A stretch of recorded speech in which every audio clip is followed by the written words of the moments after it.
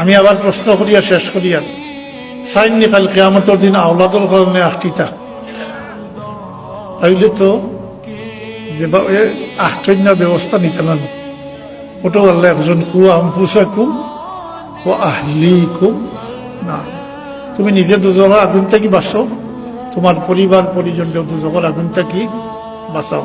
এর লাগি মুসলমানে আমি যেখানে বুঝছি কই আর এটা আমার বুঝ, আমি হওয়ার কোনো সুযোগ নাই, আমি নাই মাতই না। আমি যেহেতু এক পরিবারের গার্জিয়ান, কিছু বাচ্চাইন্তর বাবা মাতই না, তাই আমি হওয়ার সুযোগ নেই। এরা রেফার লাগিয়া ব্যস্ত যাওয়া কঠিন, আটটাই দিবা আপনি ঘরেই যাবা। এর লাগি বাচ্চাইন্তর প্রতি খেয়াল করুন জানি। তো ইনো এক ভুলের মাঝে আমরা আসি, যেটা লিয়াও কা কারণ লিয়াও কা আমি মতো হয়ে উঠি।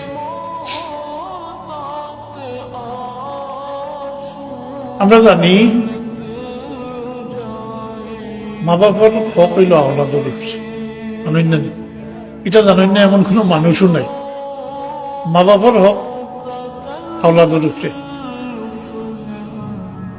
যে লম্বা আয়াত দিয়ে একটা বিষয়বস্তু ঠিক করিয়া ওয়াজ করে, ওয়াকাদা রাব্বুকা আল্লা তা'বুদু ইল্লা ইয়াহু ওয়া বিল ওয়ালিদাইনি ইহসানা ইলা আখিরিল আয়াত, লম্বা আয়াত।